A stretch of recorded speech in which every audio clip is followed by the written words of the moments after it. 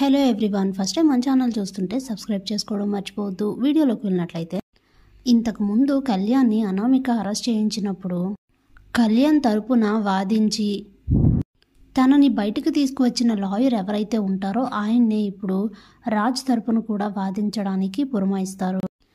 ఇక అనామిక పెట్టిన లాయరు అలానే రాజ్ తరపున లాయర్ ఇద్దరు కూడా కోర్టులో వాదించుకుంటూ ఉంటారు. ఇంతలోనే అనామిక తరఫు లాయరు సాక్ష్యాలన్నింటినీ పరిశీలిస్తుంటే రాజే నిందితుడని అర్థమవుతుంది.